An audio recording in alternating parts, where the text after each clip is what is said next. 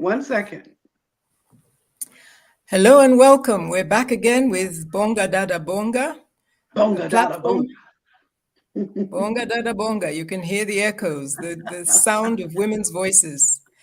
We're back again this week to discuss the status, what young women are doing, young women aspirants are doing, and why their colleagues, their peers are not registering and they're threatening to boycott the elections. So with me to co-host this week, I have my friend and sister from journalism fraternity, Catherine Gicheru. Catherine, please introduce yourself. Tell us a little bit about who you are. Thank you very much. It's a pleasure to be here with all of you guys and to join this very interesting platform where we can at least engage amongst ourselves. I am a journalist. I keep on saying that all the time because I think that is what I have always been. But I've also been, I'm working with young women journalists all across the different countries in the continent. And the idea here is to empower women journalists, especially, but more to be able, not just for their careers, but also to be able to amplify some of the stories that are never on the front pages of our newsrooms, of our newspapers. So I've been working, I've been working as a journalist for many years, for anyone who knows. And I also co-founded the fact-checking initiative. I call myself a serial starter because I like starting things and changing and changing and disrupting everything and everyone. So one of the things I'm really keen about is how we can empower young women, especially the three we are going to have a conversation with, so that we can give them the kind of just being part of the political space is in itself takes courage, but also to let them know that they are not alone and that they have very many other sisters elsewhere who are rooting for them, even if we may not be voting in the areas where they're standing, but to understand that when one woman wins, we all win. And when one fails, we all fail. So it's not that this is a struggle they are on their own. So I'm really glad to be here today and I'm looking forward to the conversation. Thank you. Super, Catherine. I've known you for many years and I know your commitment to the status of women. I didn't introduce myself. I forgot to introduce myself. My name is Rose Lukalo. I'm your host tonight, and I have been for the past 3 weeks. This is the fourth. I also come from a journalistic background, but mine kind of blurs the edges with civil society as well. I've worked a lot on media issues. I've worked a lot on the women's campaign, and I also do fact-checking. Very concerned about fact-checking this year with what's happening to women and misinformation, the lies being told about them, the scandalization of women. And we're trying to do our bit in that regard. But let's go to the conversation for tonight. We want to look at youth and the upcoming elections. As you know, we're going to elections in just a few days. I think it's, is it 10 days? No, 10 days. A little bit more, 12 days. And very, very concerning statements have been made by a lot of people who are monitoring and who are organizing and supervising our elections. They say the youth are just not interested. Early this year, we heard that out of 22.1 million voters who have registered and who are eligible to vote, 40% of these are young people. However, a lot more than that. That's just basically under, we should be calculating closer to 60% of those voters as young people. And when we say young people, we're talking in the age bracket 18 to 35. Kenya is considered a young country. 47.6 million people, according to the 2019 population census. And although the voting figures have gone up, the proportion of young people registering has gone down. We want to talk to young women who are standing, brave young women, standing for election, and we want to hear from them. What's going on with the youth? What makes them different? Why do they choose to stand even though their peers are not?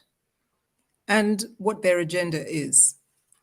I'm going to ask Catherine to give us a little bit more, fill out the data a little bit more. She's a data specialist, and I'm hoping that she will give us more than I've given.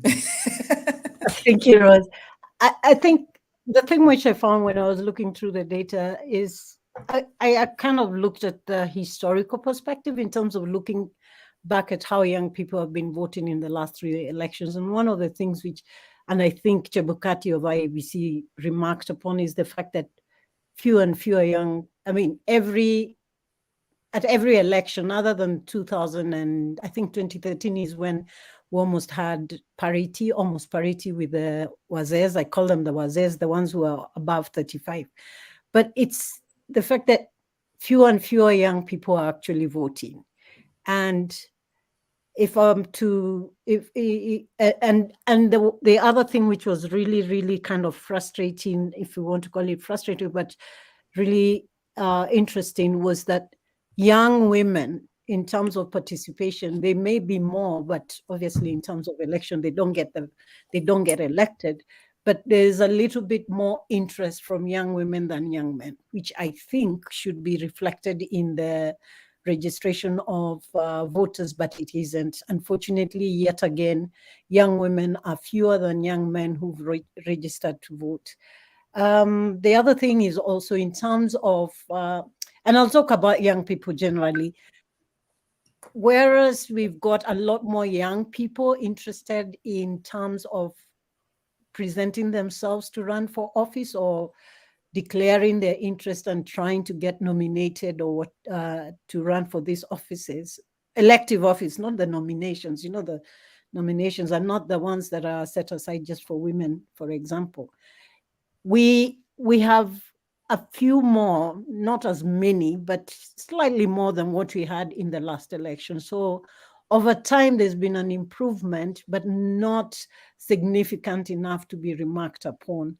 And what, for me, the data tells me, or when I've been looking at those figures, is that unfortunately, or I would want to say, I think the whole nonsense that we are told that young people are the leaders of tomorrow is not being played out. I think it hasn't played out. It hasn't been playing out in any significant way over time. And it seems as if this particular election, and unless we do something really drastic, the situation will be that the promise of young people being the leaders of tomorrow will not happen unless young people themselves, and especially young women, and I'm really proud to be engaging with the three who are joining us today, do something totally drastic. Break the mold, don't follow the rules, do something different so that we can see that significant change that they form 60% of the population. We need to see how that plays out on that political space, in the political space, because they do have the power. And this year, young people will should and can make a difference as to who goes in, who becomes the next president, who gets elected in terms at the not only at the MCA level, but all the way up. Young people are the ones who can make that difference. They're the ones who can break the kind of get us out of this miasma we've been stuck in for the last 3 elections, that we just get the same old, it's just reforming, political parties reforming themselves, but it's the same old team, the same old Wazés, I call them, and I'm not being derogatory here or ageist because I'm one of those Wazés, but it's the same kind of formation without any change. So young people should be taking this particular time to make that change and make that difference, because they have the numbers. They are the ones who need to make that change and make the fact and grab the opportunity that presents itself to be the leader, not of tomorrow, but of now, because the tomorrow will never come if we leave it to these political formations that we are currently seeing. I don't think it will happen. Yeah, and I think the irony is that each and every political party, top of their manifesto, youth. Young people. Yeah. They all keep saying youth, youth, we're going to change the lives of youth. The youth have a manifesto out, but when you look at the political party manifestos, most of them are just basically talking about employment. And you look at the youth manifesto, which was published this year by the Youth Cafe, youth's lives are so much bigger. They want more than just job. It's about other things. I don't want to go into that because we have very able-bodied women with us today. None of them over the age of 30, braving the political fires and doing pretty well from what we hear. I'd like to introduce Wanjiku Thiga. I'm not going to tell you about her. She's going to tell you about herself, who she is, where she's standing, and why. What does she believe in? Hello, everyone. I hope you're having a lovely evening. My name is Wanjiku Thiga. I come from the Ward, which is situated in Juja constituency, Kiambu County. And I'm a gender and youth advocate. And I have had various opportunities to protect and, protect and uplift minorities and the marginalized communities in our communities and across Kenya in various spaces. And here I am fighting for the voice of young people and young women through the elective process. I'm happy to be here. Thank you for hosting me, and I'm looking forward to the discussion today and explore more about why young people are hesitant to vote and the reason behind it all. Thank you. Thank you, Wanjiku. I don't know who else has joined us. I wasn't able to see.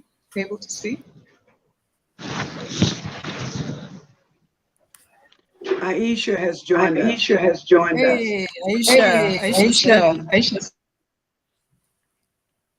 Please introduce yourself, the ward that you're standing for, and tell us a little bit about what motivates you, why are you standing?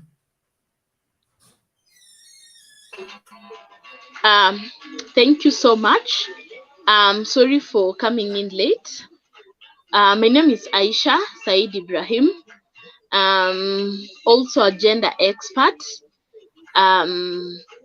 I'm so much passionate about my community, and I'm passionate about gender issues, leadership, and governance. So I'm vying in Makina Ward, that is Kibra constituency, here in Nairobi County. I'm so much happy to be here today, and I look forward to a very engaging conversation. Thank you so much. Thank you, Aisha. Well, let's just get straight to it. You don't want to hear from us. We've given you the background. We'll start with Wanjiku. I think we may be joined by Jane Njau shortly, and we'll ask her to introduce herself when she arrives here. We'll start with Wanjiku. Just tell us a little bit what's happening. How come people your age group are not registering? They just literally embarrassed the IEBC who opened the rolls for them, and they didn't show up. What's going on? Thank you for the question. Actually, I was involved in the process of engaging young people to register to vote. And a lot of young people were really disinterested in the registration process because they feel that the government is not addressing their concerns. A lot of young people are unemployed. In my home, that award, you find a lot of young people wanakalia mawe. That means that most of them are unemployed and they spend most of their mornings and afternoons and evenings wasting away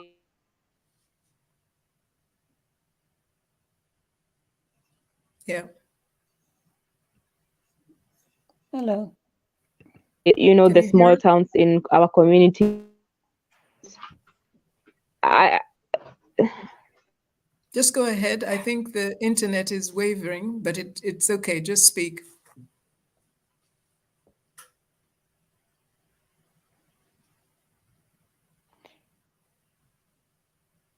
find that they don't have jobs, so they say we keep sorry, I think I'm having unstable internet. Sorry, I'm back. Okay.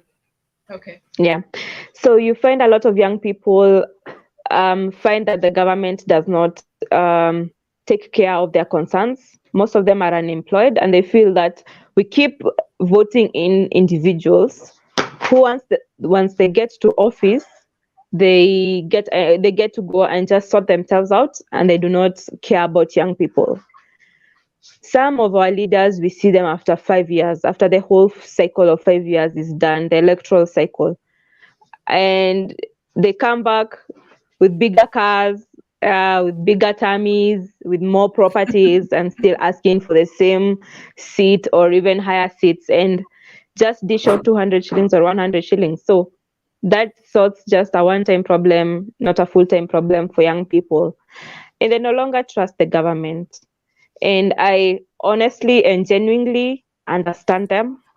I understand why they are dissatisfied and disinterested in engaging in the electoral process today, 2020-22. Mhm. Okay. Do you want to add anything, Aisha? Maybe just to add on what Wanjiku has mentioned, one major question that the young people are asking is, why should we register as voters, or rather why should we vote? Because as Wanjiku has said, no matter how much we go and vote, there is nothing that happens. So the issues of the young people keep being ignored. When it comes to unemployment, no one bothers to look at the young people's issues and so much on. So they feel that it is not worth it for them to utilize their time to go and kupanga laini, kupiga kura. So those are that is the major concern as to why the young people are disinterested when it comes to voting. And then also the aspect of seeing the same old leaders over and over. And whenever a young person props up to envy, somehow the system or the society does not give them a chance. So it is a rotation of the same old leaders with no development agenda for the youth. So the youth feel like it is not worth their time to go and vote. And it is also interesting, I was equally part of a team which was encouraging people and the young people to go and register and vote, to go and register as voters. And I remember also one concern was tukienda tutapanga laini. So it is, I don't know whether it is laziness or how to put it, but they also mentioned the aspect of one, going to queue a very long line to go and get the voter's card. And then also the day of voting, they do not, they're not interested in making a very long line to go and vote any leader. So I think those are the two reasons which I've observed that the young people are disinterested in voting. Yeah. I just had a, I mean, it's true that I think the system of getting young people to register starts very early on, including from getting an ID in itself is a big challenge, although attempts have been made to make that much easier. But I have a question in terms, I hear you and I understand where you're coming from in terms of the frustration of having to vote in the same old people, not literally old people sometimes, but the same people, but nothing happens. And I have my issue has been, or what I have a concern about, is that Kenyans, and especially young people, I'm not saying young people are the problem, but we as the electorate seem to believe that our job is done after we cast the vote.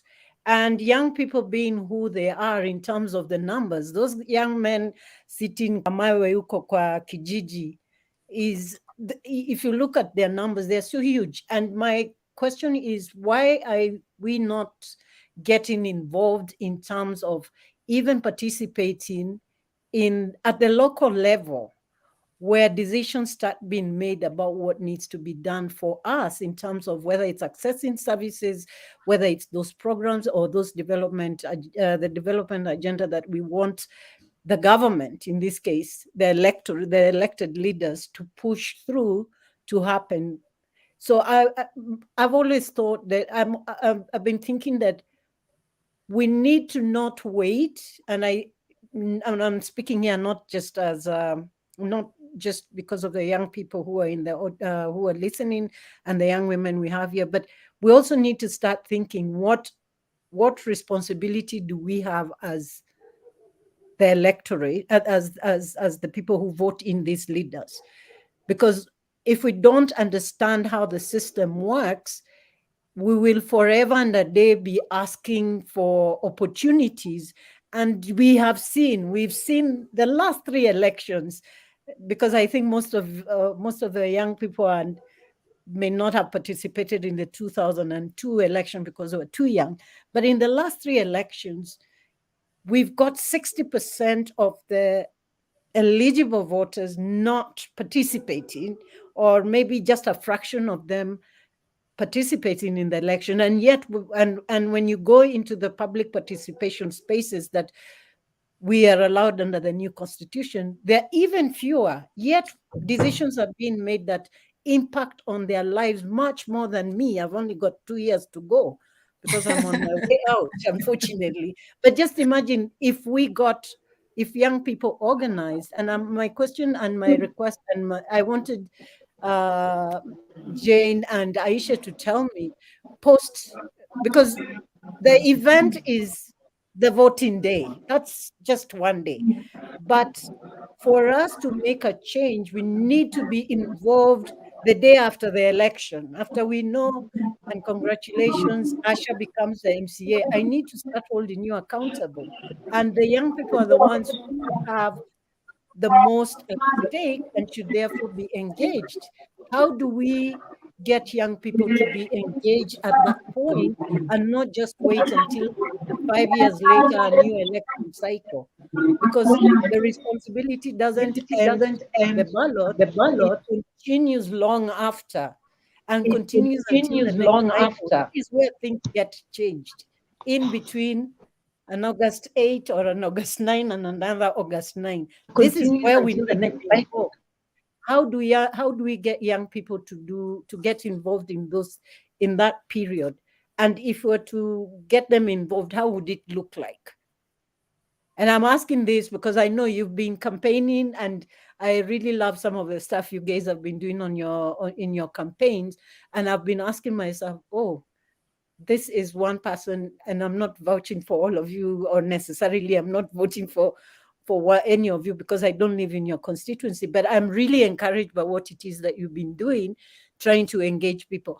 What do we need to engage young people so that they have a table, they have a seat at the table in the process, if even at the election point, at the point of voting until after? What do we need to do, and who needs to do it? Wanjiku, I think Aisha dropped off. Yeah, that's a very good point. Engaging young people across and all through the electoral cycle, and especially even after election 5 years round, is where I think it's very critical. I find that people, like right now, for example, right now we are campaigning. You find people asking you, what have you done for us so that you can vote you in? Maybe do something, mend our roads, or street light, put up street lighting, and so on and so forth. But that's the duty of the sitting MCA or the sitting MP or the sitting governor. I think the people, and sometimes even as young people, we don't understand or we don't get the concept of holding the people who are on the seats accountable. You know, they need to answer to us, what have they done with our taxes for 5 years? Even if we're having few days to elections, they're the ones who we can hold accountable. As a person, as a young person who's campaigning, you can't ask me, what have I been doing for the past 5 years for you? I'm asking for a job. And Sure. Sorry. I was just going to ask, you're asking for a job. What are you offering? What is it that you're saying that you're going to do? Because you're representing young people. You know, the attitude has been, you have no experience. So what are you asking for this job for? To do? Why? What are you going to offer? Yes. Because, like you say, a lot of people don't understand that it's not your job to do the roads, because but it is your job to argue and to lobby and to make sure that the money allocated to the county for whatever services the county fits in with your agenda. So I'm asking, are you in terms of responding to or when people ask you, or when the electorate ask, what are you doing for me? Are you building the road? It is not your responsibility, because I think there is a disconnect. Excuse me, please, ladies. Someone, may I ask you to mute your phones, please? If you have any electronics in the background, please turn them off. They are interfering with the broadcast. Okay. So please mute your phones. Oh, you're so wonderful. I thank you. Thank you. I'm so sorry. I was just asking, because it seems to me there is, on the one hand, what we're seeing as apathy from the young people is the, how do I call it? Maybe lack of understanding as to how government works.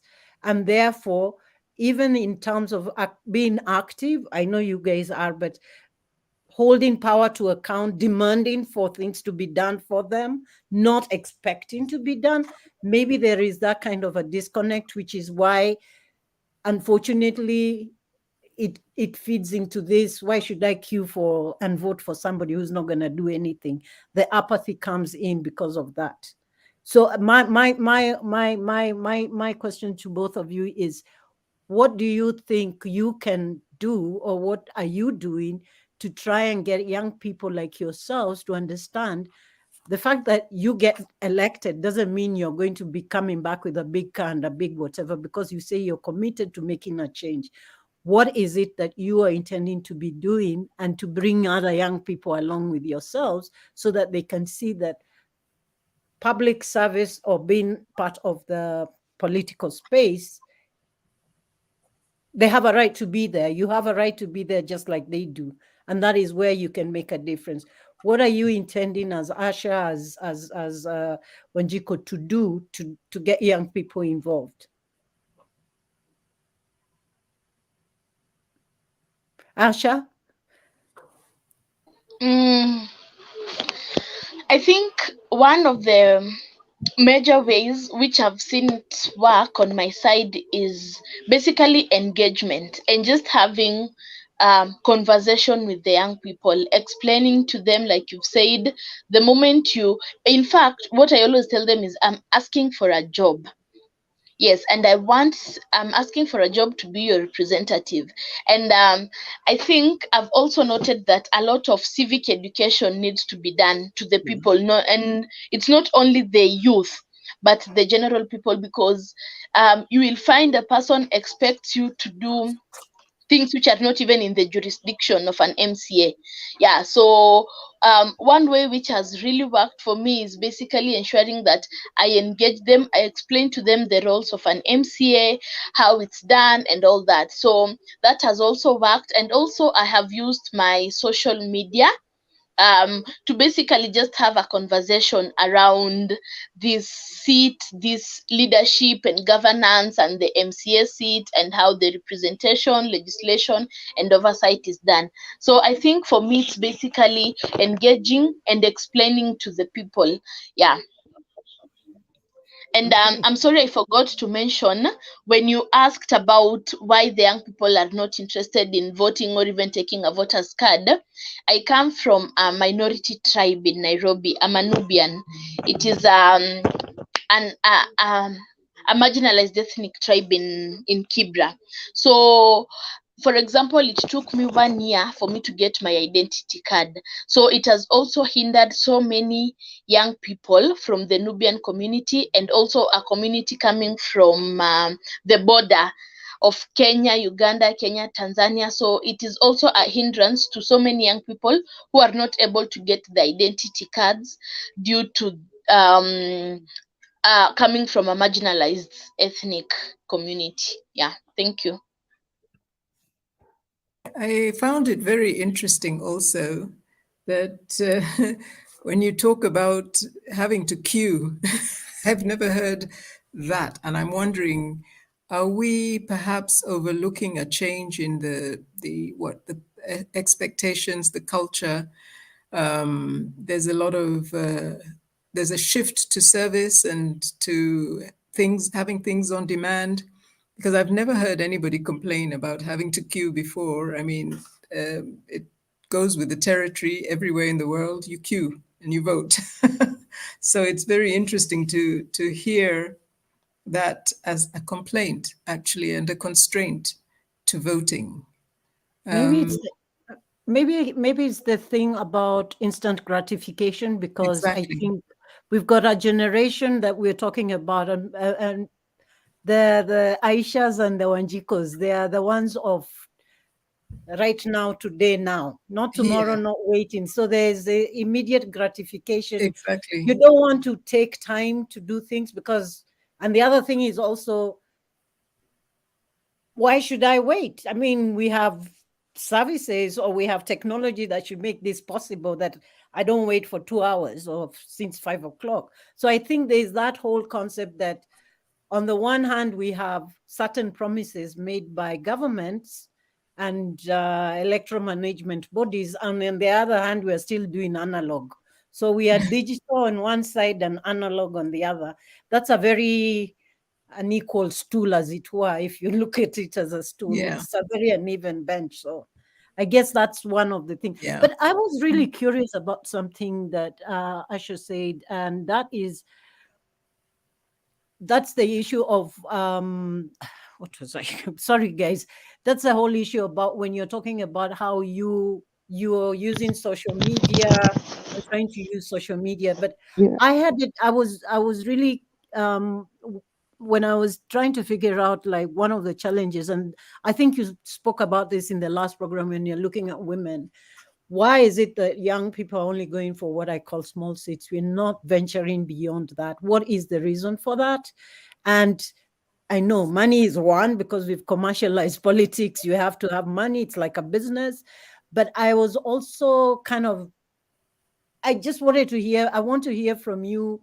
Why is it that young people only feel that they can go for small seats? I don't say they are small, because I think it's important. Representing the public at any level is extremely important. What is the reason for that kind of, how do I call it? Reluctance or caution to go present yourself? Why not run for president? I know it's $1 million, but imagine if you could. Because I think there's also that fear that if I don't do it, if I grab for the big one, I might get the small one. Why are we always going for the small one? And I'm really interested in hearing from you, especially you, Asha, because I know Kibra very well, born there, and Wanjiko, Juja, I don't know much about, but I'm really interested in understanding why why young people are thinking that we can only go for the small ones. Although it could also be a good strategy, get in under. But anyway, I'm just curious to hear from you what you guys have to say about that. Wanjiko? That's such a nice question. Certain attitudes that exist within electoral boundaries, and the more you expand your electoral boundary, the more you continue interacting with new attitudes and beliefs from voters. Mhm.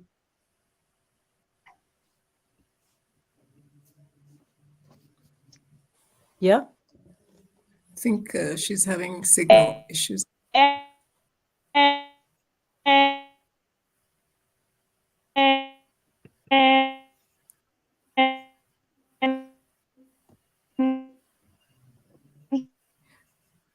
Wanjiku, I think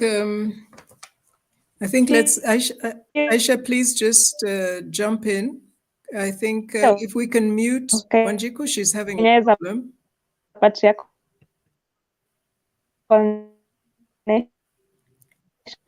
She has a bad connection. Okay.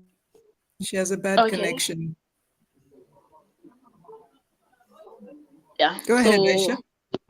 Okay, I think it's very interesting, but for me, one, it was also the aspect of resources, because I was a student leader, so I was active into the national politics, so I could see how much who resources believe that was women needed. cannot lead, or women are not supposed to hold such seats of extreme,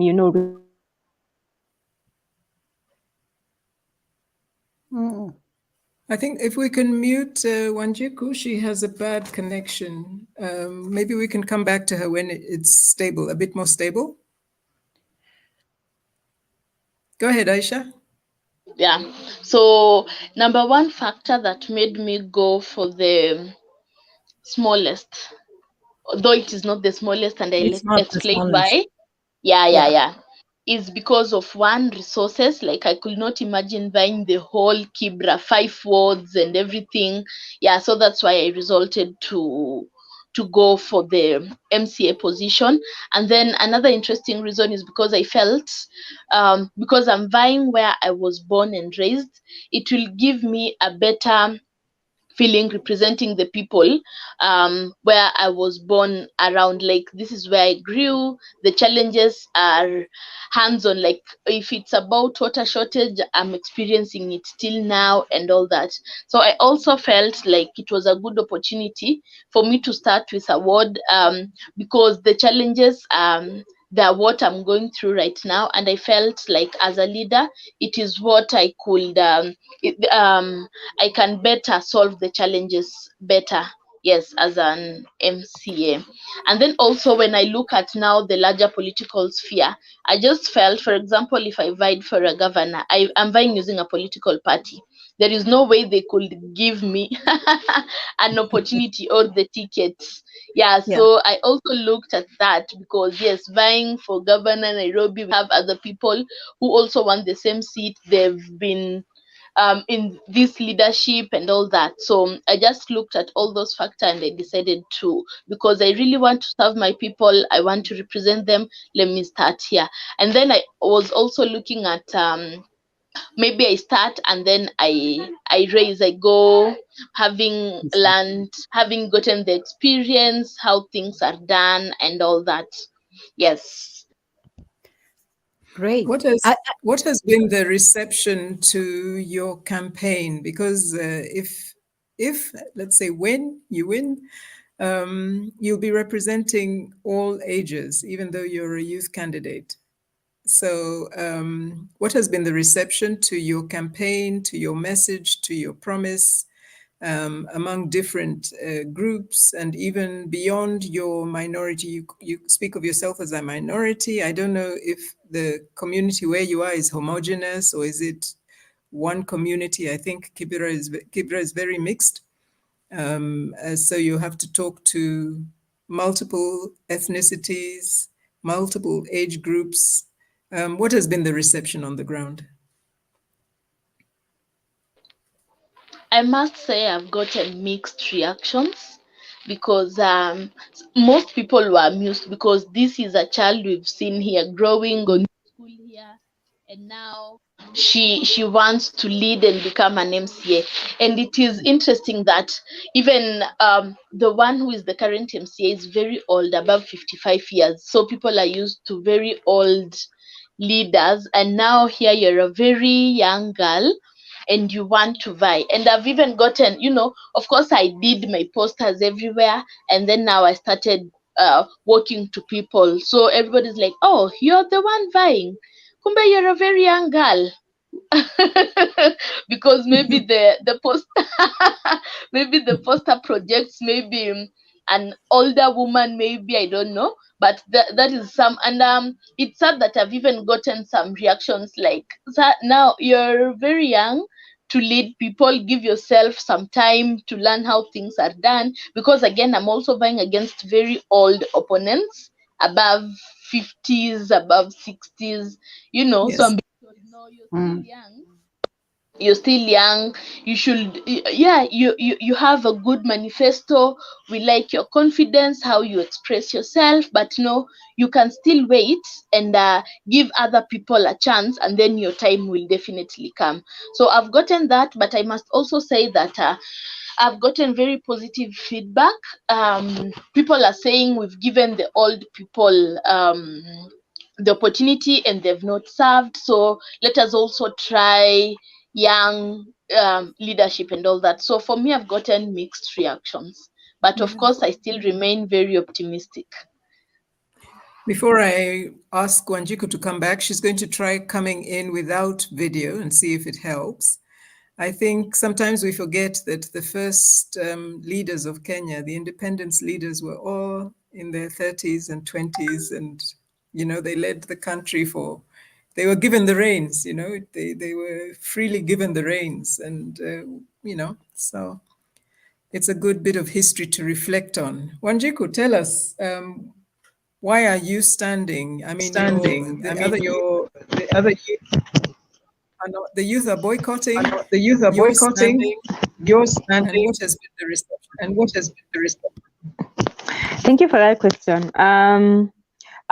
Just like Aisha, I've had mixed responses. Some are very, very, very enthusiastic about youth leadership, and they're ready to nurture young blood and fresh blood into politics, because they feel like, for me, I've grown up here. They know me, they know my character and my personality, they know my parents, so they can vouch for me. And they feel that once I go to assembly, I am honestly going to defend them, because these are people I've grown amongst, they have brought me up.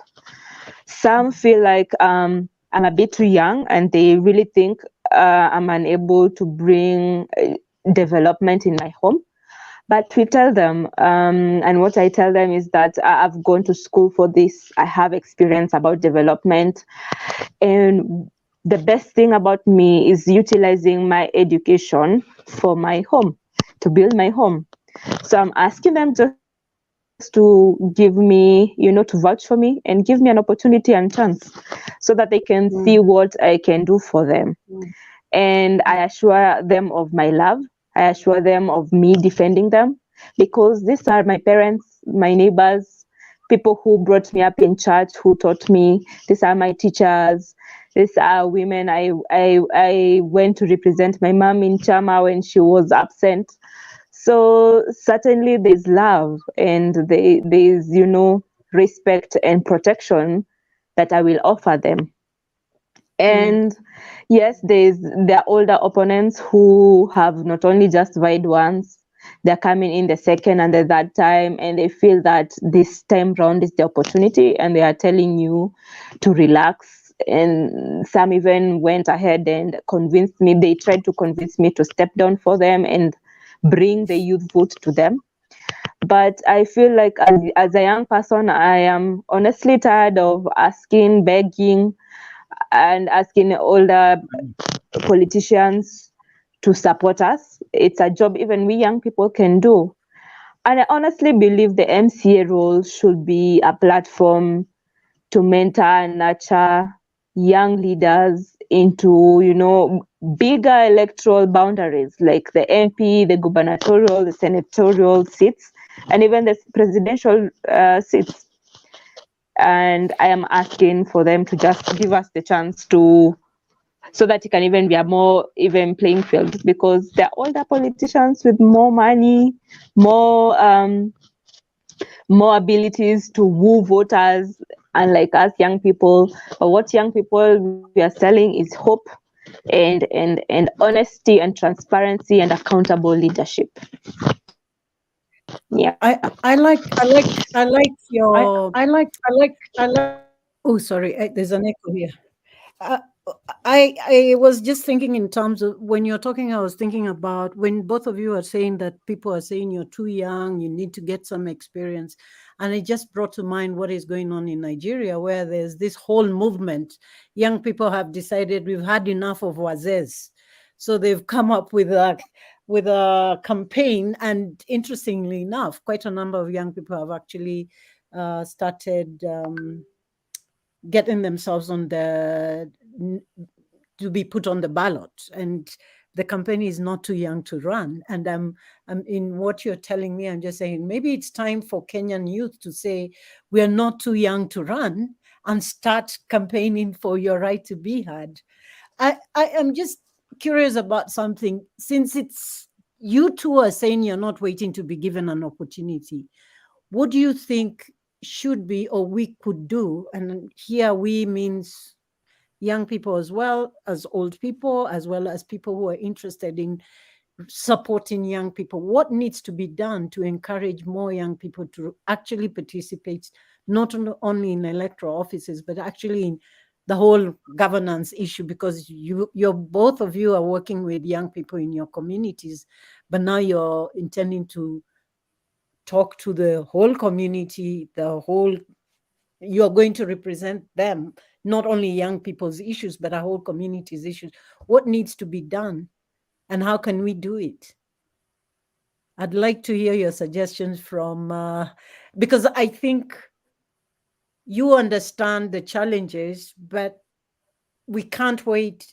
I don't think we have enough time to wait. We don't have time to wait for people to solve the problem. That's why you guys are running. So who needs to make that change? What needs to be changed so that going into the next election, we're not having yet another minus reduction in the number of young people registering? I want to have a positive, more young people registering to run for office, more young people registering to vote, more young people vying.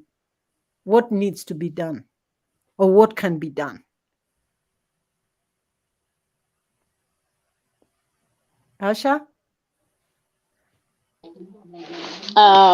Good question. And when you were making your remarks, I remembered something. Whenever I go even to my fellow young people, I always tell them, do not vote for me because I'm your fellow young person or because I'm a young person. Being young does not translate into good leadership because, of course, unfortunately, we have seen other young people being elected and they end up not doing what they're supposed to do. So for me, being young is not a direct ticket to being elected. Be a good young leader. And maybe just now to answer your question, I think we just need to, for example, what is happening in Nigeria, we need to have a campaign to sensitize and to encourage young people to vie. You know, the moment you start having this discussion, it starts giving the young people the morale, the idea, and the urge to even learn more about governance, about leadership, and all that. And another thing I would say is, as young people, we need support because, yes, we've encouraged them, we've sensitized them, they've come out to run. Campaigns, one, they're very expensive, even not just bribing the voters, but the basic things. Having posters, logistics here and there, and all that. So if we can have a way of supporting these young people who have come out to vote, I believe it will really encourage more young people to come out, because it is really, really a challenge. One might be so much willing, one might be a very good leader, but the moment they look at what is needed for you to run, because I remember even for us to run, for example, in my party, we were needed to pay. Yes, it was subsidized, but we paid 25,000 Kenya shillings and 20,000 shillings for party membership. So for a young person who might be willing to run, in as much as the amount was subsidized, it is still expensive for young people to run. So if we can have support, and it doesn't have to be money, it can even be having their posters, it can be any kind of support. And also for the young people, we need training and mentorship, because we need people to tell us, maybe a person who ran in 2017 or 2013, to hold my hand and tell me, this is how campaigns are done, this is how you do this. So we really need training, we need support, we need mentors. Yeah, I think those are some of the things that I've thought which can really help us. Thank you. Okay. Does Wanjiku have anything to add? Yes, to add on what Aisha said, even as I speak to fellow young people, as I ask them to vote for me, some will express to me that I wanted to vie. I wanted to run as an MP or as an MC or senator or women rep. In this step forward, they said I was afraid.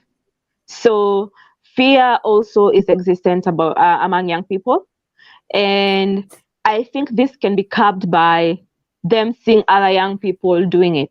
Like myself running, Aisha running gives hope to other young people, and they think if so and so ran, so this means that I can do it as well. So I think what it needs is mentorship, them understanding that they can also run for office. And the Nigerian campaign really does relate with the Kenyan context today. We have a lot of young people. Today, Kenyan is largely a youthful population, with about 74% being young people. And this means, I think, 2022 was a very youthful elections. It's just that a lot of young people are rigged out of political parties, and some are really taking the lead in both coalitions, in campaign teams. I feel hopeful that 2027 will have even more young people now coming out, because they have seen that the 2022 national elections were relatively youthful. So it's just about them believing in themselves and seeing other young people run. And we are hopeful that we'll have a good number of young people getting into office. So this will give them a major boost in their confidence to move forward. Can I ask, since you... Sorry, go ahead. Catherine. I wanted to ask, you mentioned in brief, in passing, Aisha, the cost of financing an election. How have you both managed to get around that? Because it's not just young people, even old people, they shy away from politics because it's so financially based. Any of you, either of you, Wanjiku?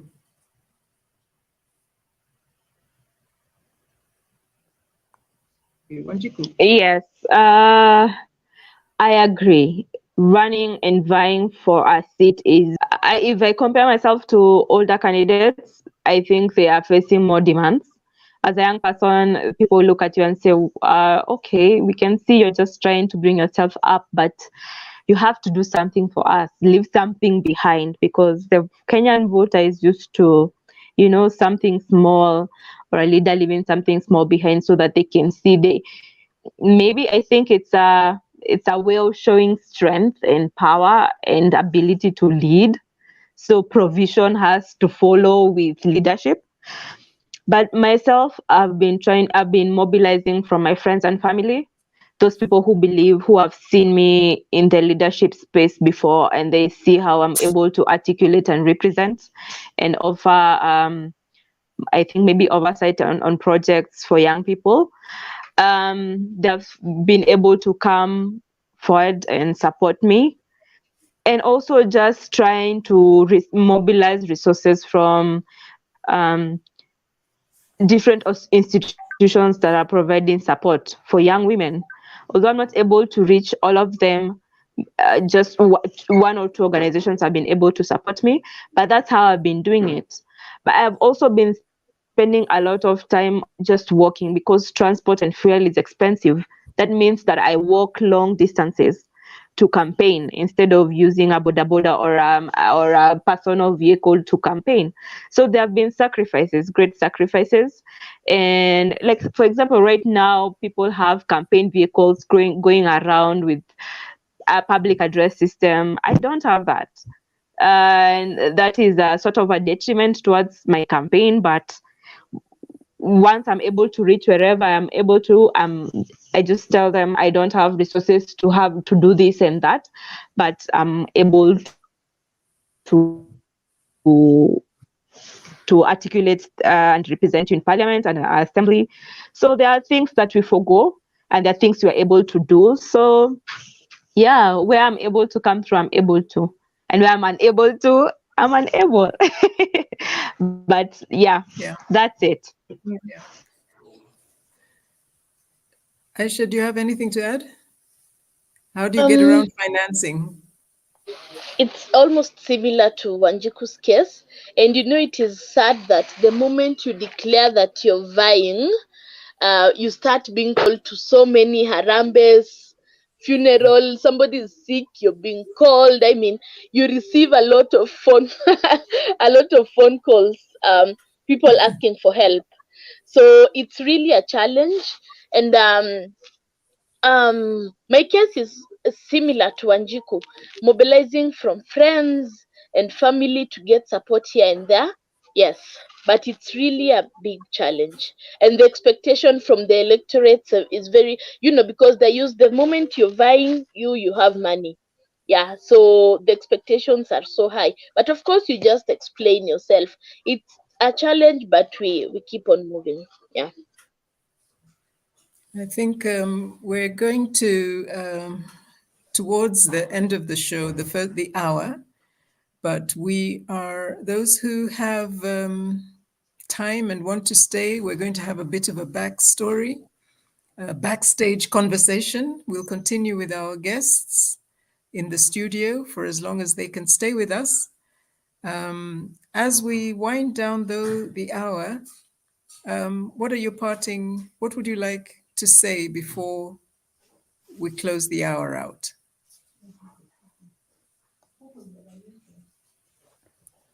I think for me, I just want to say one thing to the young ladies here, Aisha and Wanjiku. I think it's courageous, and I'm really inspired by the fact that you are running for office.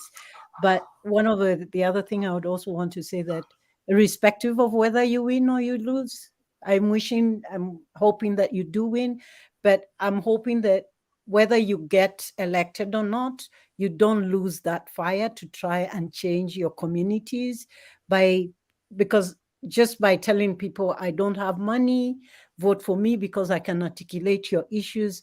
I hope that is something that you will continue and get more young people involved in, because until we change people's attitude not to look at public office as a bank, until we make the electorate understand that looking or vying for public office doesn't mean you have buckets of money. It's not all of us, that it's actually a service. I hope that we'll be able to work with you as well, and you will encourage other women, not only young women, but other young people, to see participating in politics you don't need to have money. And you can also actually, like you have done, reaching out to the public, to your family, your friends, but also reaching out to other young people. And the other thing is also being able to articulate and say, this is what I stand for, this is what I'm fighting for, and I'm not fighting for myself, I'm fighting for you. So I hope that you will take encouragement for that, and I'm wishing you all the best in your campaigns. Do Thank either you, of you have anything Thank you. Either of you have anything you want to say as a goodbye? You don't have to. Yes. You don't have to. Yes, I do. Yes. I would like to thank our audience for tuning in and joining us. I urge everyone to, if you have a passion for leadership, please go for elective seats. Please have all the courage and please represent the population at our assemblies, at parliament, because we need fresh blood. We need people who believe in servant leadership, in transformative leadership, people who are going to bring development in our homes. The only people who can build Kenya is Kenyans ourselves. And we have to hold our hands together and support leaders. Listen to manifestos, not what people are dishing out money and small bribes. That is a really short-term way of looking at leadership. Please see the vision in your leaders. Look at leaders who are visionary and want to transform Kenya. They exist. They really do exist, and they're running for office. Thank you so much. And one of them is called Wanjiku. Aisha. Yeah. Yes. I would like to thank you for hosting us. It has been an amazing show, very interactive, and it has also made us think about the experiences we go through. So thank you for hosting us, and also thank you to the audience for listening to us. I would just like to urge the society to have the goodwill to embrace the youth leadership, because as young people, we occupy 75% of the population, for example, here in Kenya. So embrace youth leadership. We are transformative, and we got all it takes to bring the change. Yeah, and to the young people, regardless of the challenges, let us rise up, because what we do right now will affect us in the next 5 years. And of course, because we are into the election period, I wish for a very peaceful Kenya. Thank you so much. Thank you both, Wanjiku Thiga and Aisha Said Ibrahim, for joining us, honoring us with your time. We know this is election campaign season, the dying moments, and you need every minute. So thank you for sparing the time to come here to BongaDadaBonga. We really appreciate you. And just to encourage you, there's a backlash against those vehicles making noise on our streets. So you're doing the right thing. You're going down to the people, you're talking to them, and you're engaging. That's what we want our politicians to do, to reach us, not just throw posters at us and scream in our highways. So we'll wrap up for there. The official part of our agenda is over. I just want to take half a minute and thank Professor Dashanaba King, who has made this platform available to us. Professor lectures at a university in Kenya, and it is through her that we are here giving this space to women aspirants. We know that women aspirants need as much opportunity as possible. The playing field in the media is not equal yet, but we honor you. Thank you very much for joining us, and all the best in your campaign.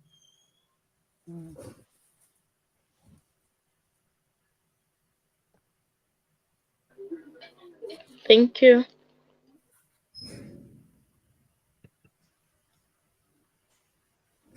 Good night.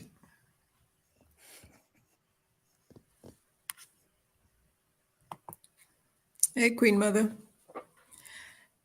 So, like I said, I don't know what your agendas are. We committed to 1 hour, but I'm hoping that there are a couple of questions that we didn't get to, like what has been the space of the political parties? How have they treated you? Because we heard last week that this has been a consensus election, and a lot of people are being forced to accept deals, trade-offs, step down for so-and-so, we'll nominate you, we'll give you a position. Wow. So myself, I was rigged out. I was rigged out in a political party that I had spent a lot of time and money marketing it because it was new. But when nomination process came, the older man was given the position because he dished out money, and I was thrown out. But because I had the zeal and determination to represent my community, I went on to run for office, and I'm now on an independent candidate ticket. Yeah. Is it maybe that Well it's done. better Great. to run as an independent than to try and get into a political party?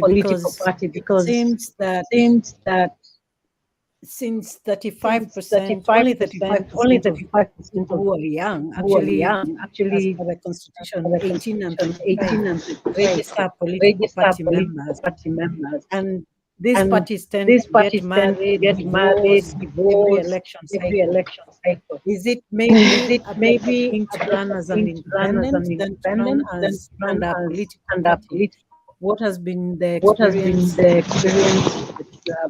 you have had or seen with your other colleagues?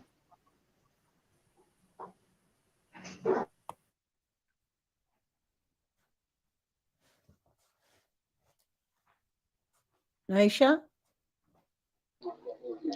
I'm sorry, I didn't quite hear the question clearly. I was asking because when Wanjiku says she was rigged out of the party nominations, and we know the party nominations tend to be very, like it's what Rose explained, which is you reach a consensus, and then they tell you, okay, you step down, we'll give you a nomination or something. And then because of that, she decided to run as an independent. So I'm asking myself, is it that it is better that you run as an independent, knowing that political alignments in Kenya, the political party that is in existence today, like Azimio, is not likely to be the same in 2027, and that if you run as an independent, you have a better chance of engaging and presenting yourself and your manifesto in a better way than being boiled up or tied up with all the political party intrigues. I just wanted to get your insights, especially because young people don't register as political party members. You're very few in political parties, because if you use your numbers, 60% of you decided we're all going to join one party, or not necessarily one party, register within you could actually make a difference. You could change how those parties behave. So just wanted to get an insight on that, because your numbers give you the might. Yeah, that's true. But I think the political dynamic here in Kenya, most people vote along party lines, if I mention that. Of course, we have different parties. For example, we have UDA, we have ODM, and UDA is so a person who maybe supports UDA, the presidential candidate for UDA will definitely, most people, they're calling it suits. So they'll vote for the president, the governor, the women rep, the senator. They will vote 6 piece for the 6 people vying in UDA, not thinking of whether maybe this MCA is not the best person, in as much as he or she is in a party, which I like. He's not the best leader. So that is the sad political dynamic we have in Kenya. And it is sad, for example, what happened to Wanjiku. And according to the political dynamic here in Kenya, you have to be a very strong independent candidate like Wanjiku for you to win. But in most cases, people vote along party lines. People will vote, yes, I'm a UDA member, they will vote for the whole UDA candidate. So it is a good way of looking at, because, for example, young people were the majority and all that. But where we are as a country, we're still not yet open-minded when it comes to politics and all that. So it is a challenge to vie as an independent candidate, I must say. Yeah.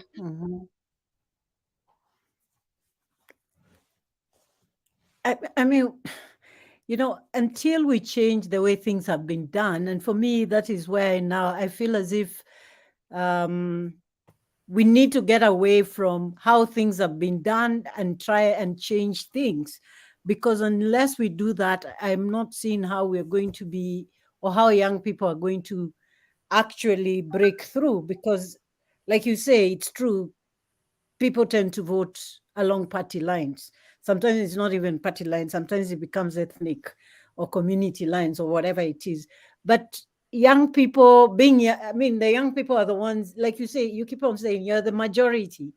Not all of you are thinking along the so-called ethnic lines, which is what determined the 2013 or the 2017 election, where we went on. It also became an ethnic grouping. But as people who have been brought up in a quote unquote more exposed, you're not limited, you're the digital generation, let's say, so you're more exposed to other people. Why I find it a bit of disconnect when young people are voting or allow themselves to support candidates just because, or they vote along ethnic lines or party lines, yet they come back and then complain, oh, these people are not doing anything. You're the ones who can make a difference. But why are we not trying to make a difference by saying, okay, so there's a 6-piece suit, but I want the shirt from here, I want the trouser from here, I want the waistcoat from here, so that you actually choose people who are responsible, people who can represent you. Like Wanjiko keeps on saying, young people need to start up and represent. But one of the ways of making that happen is to participate in the election and choosing people because of their qualities and their desire to serve, not because of their party politics or party affiliation. I mean, I just don't see why young people are not trying to make those connections. And how can we help them make that connection, that it's not the party, it is the individual, the person's ability to lead or to provide, to ensure we get the services we want, or to articulate our issues. I mean, I just find it a bit, yeah. Can I jump in also, because I mean, I've been hearing a lot of people saying they're not voting 6-piece this time. You know, I mean, it's been a tradition. It has been, and that's not just young people. A lot of people are saying it doesn't work for us to vote party lines. And so this time we're going after individuals. Just what Catherine was saying, we're going to pick from one party, you know, this particular person because of the quality of the person, and from another party, likewise. Again, it goes to people wanting to know who their MCAs are and who for a long time, people didn't know. You get to the ballot and you're just kind of blindly kind of like, which name have I heard, you know? But I think there are a lot of things changing, like the tools, the digital tools to let us know who is standing, where they're standing. The awareness, the civic awareness, I know you said it's still very low, but it's much, I think it's better than it has been. And the discontent, I think the apathy which you were talking about among the youth is not only the youth. There's a lot of distrust in government, a lot of apathy, a lot of frustration, and the economy and COVID are not making things better. So do you think people are still going to stick to that 6-piece voting? And why?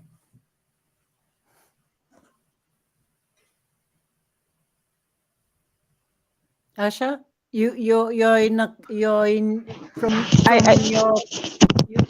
yeah. I'm curious to hear what people are likely to do. Like you say, they voted 6-piece. Is it likely to continue?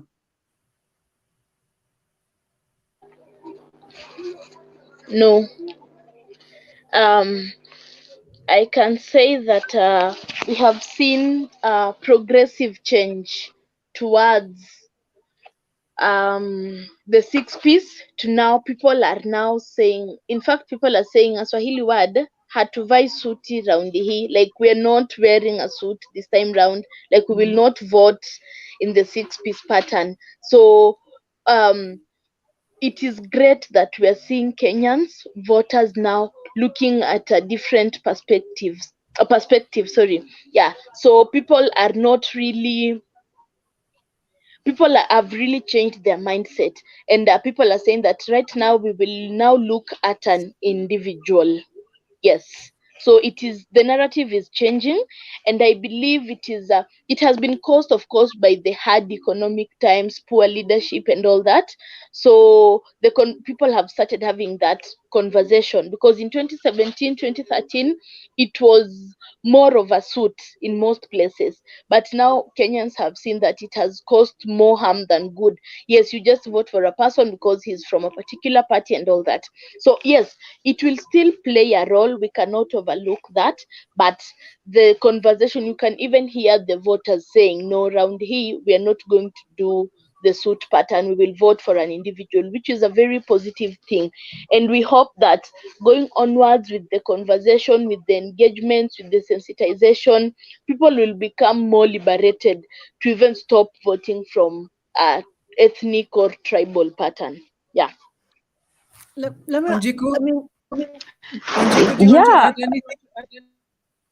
Yes. With Aisha, I also concur. My ground is also on the same spirit. People this time around, they're saying it's a buffet. We are walking from different parties, choosing which candidate we want.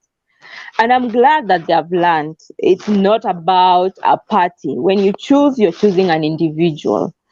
And at least as an independent candidate, I'm happy that people are no longer looking at a suit kind of elective process, but at individuals. And this means that I have a fighting chance, as an independent candidate, I have a fighting chance. And I'm hopeful that I'm going to score a lot of votes and even win for that matter. Yeah. Great. I was just going to say, it's like I was going to say the same thing, that this is not only for you, Wanjiku, but actually for young people, because I think and this is now where young people should really get involved and throughout this and get the community or organize themselves around this. It is no longer a 6-piece, it's a buffet, and that I also have a chance. And because I think if the electorate has learned that voting for the 6-piece is not making sense anymore, it means that now is a great opportunity for even more young people to present themselves for election or for elective office, because yes, you will deal with the challenge of, oh, who are you? You have no experience. You can handle that. I mean, it's expected, it's power for the cause, but also being able to show and the electorate that we don't need party politics, because the same parties, different parties, same nonsense. They all speak the same language anyway, and they all promise the same nonsense, and they do nothing. So I think being able to show people that I'm here standing for this, I'm spending my own money, I'm doing this because I believe and I'm committed to. I think this is a great opportunity for young people going forward, but especially after the election, that you don't stop your public awareness, civic education, especially amongst the young people, because getting elected is one thing, but getting people to hold you accountable, that is where there's a slip between the spoon and the mouth, because you say you're representing Makina or you're representing Theta, but actually the people of Theta saying you came and asked for a job and you said you'll abide by all the requirements. How do they, showing them how to hold you accountable, I think is one of the responsibilities of anyone who's running for public office, because we've had the reverse. The more ignorant the public and the electorate, the better for for the people who are elected. But I think you're the change that we're looking for, that you will take that opportunity to educate and let people know how to hold you accountable, because you cannot just go and do the same old, same old.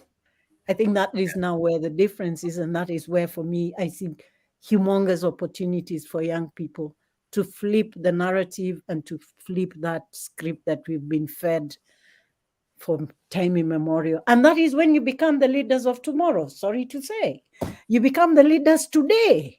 Don't wait for tomorrow, because the leaders of today, we haven't squandered our future yet. Yeah. So we take it now. So, I mean, for me, that's something. I think that's a good note on which to begin to wind up. I just want to take, I know you've spoken in bits and pieces about what you plan to do, but send us out on your agenda, both of you. What specifically, just wrap it. If you can summarize, what are you going to do if you get in a short summary, and then we can close out. Elevator pitch. Yes, during my tenure, I hope to do a lot of public-private partnerships to be able to spur refurbishment and development of social amenities in my home. We have organizations that are big on CSR projects, and I'm looking forward to refurbish our public primary schools, our health dispensaries, and even just to build a youth resource center in my home that young people can come and get access information, access opportunities, access skills from the very building. I'm also looking forward to service to the minorities and the marginalized, for example, widows and elderly. I hope that I can bring a lot of products to where they can access them. We have organizations, a lot of private and also non-profit organizations that are doing a lot of work. We have even the Mjane loan product that my community is not aware of, and they can access such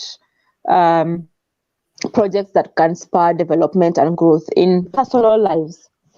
I also promise to follow grants that are there for women. Our MCAs have never been there for, to chase such products that exist from our governments, and also help young people to access AGPO tendering. And I myself, as an MCA, give opportunities to young businesses, young companies to tenders, so that they can understand how tender processing works, and that they can be able to access bigger tenders for them.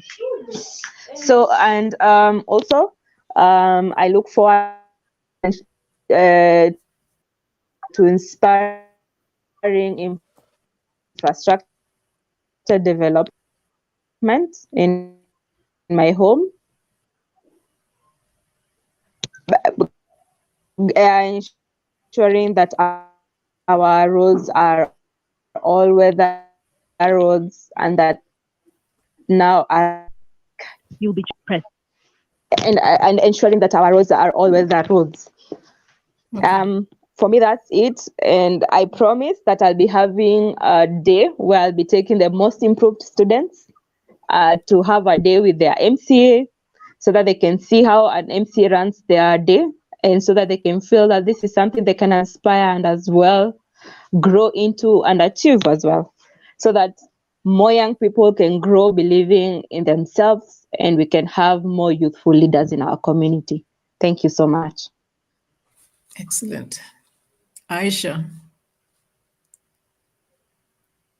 what is your agenda? Thank you so much. So my agenda, I'll start by, I will execute the roles of an MCA very well. I will represent the people of Makina Ward to the County Assembly to the best of my ability. I will legislate and push bills that will help people get the necessary services in Makina Ward, and I will also oversee, which is a role of an MCA, ensure that the governor and the executive of the county do what they are supposed to do to the people of Makina Ward and Nairobi County at large. So the specific manifestos to the people of Makina Ward, it includes number 1, youth and women empowerment. And that will be youth empowerment through 1, helping them acquire skills, connect them to vocational trainings where they can learn, if it is plumbing, if it is driving. I believe with the skills and with the certificate, one can look for a job, and now with the scarcity of employment, one can employ themselves and even employ their fellow young people. I will also nurture talents. Makina Ward has very amazing talent when it comes to sports, when it comes to arts. So I will ensure that these young people and also the people of Makina Ward, the talents are nurtured to ensure that they can be able to monetize their talents. Having worked closely also with the elderly and the people with disability, I will also incorporate them with programs that will ensure that they're not stigmatized and they're also empowered economically. When it comes to women empowerment, we will have a kitty which will help the small businesses and also women who are in these small businesses, Mama Mboga, those who small hotels and all that. We will also help them with capital to enable them boost their businesses, and the capital will also come with financial literacy. This will also help them not only save in chamas when it reaches December, they have uniform kitenge, go to shago and finish the money. We need to have financial literacy for our women, which will enable them save, those who are in businesses, stock taking, record keeping, and I believe that this will enable them, this will empower them economically. My second agenda is access to clean water and matters of sanitation and hygiene. We have a very water shortage is a very serious challenge and problem in my community. So I will ensure that I lobby, if it is true, through Nairobi Water, to ensure that the residents of Makina Ward get water, even if it will mean following up and ensuring that boreholes are drilled in my ward. I will do that to ensure clean water is accessed. Number 3, I've called it accountable leadership, which is not here right now. We will have an office of an MCA where the residents will go anytime, get served. When it comes to offering the MCA bursaries, it will be done in equity and fairness. And the last agenda, I've called it solving any general social welfare, and that means any social welfare which is affecting us. When it's health, I'll follow up for the clinics and the dispensaries to have qualified medics, to have medicine. If it is security, we will follow up. And my type of leadership is where there is partnership between the representative, the residents, the national government, and even organization, to ensure that the lives of the people of Makina Ward are become better. So that's basically it. And I promise that when I get that chance, I will not fail you, and I will work to ensure that the lives of Makina Ward residents become better. Thank you. Well, thank you very much, both of you, for taking that extended time. It's been very exciting listening to you, and I think it gives us hope that Kenya is still in good hands. There are good people willing to take it on and to work for us. So Wanjiku Thiga and Aisha Saida Ibrahim, we look forward to seeing your titles honorable in a week or so. We hope you don't let that go to your head. It's just a title. The work just begins once you get the title. So wishing you all the best. Thank you for being with us. And we hope to see you on the other side of August the 9th as winners. You're winners anyway. Catherine, my co-host. Amen. Yeah. Catherine, my co-host, my sister, thank you. Thank you. Thank you very much for having me. Thank you. Always a pleasure talking, and One person we didn't get to introduce you both to was Professor Dashanaba King. As I mentioned at the interval,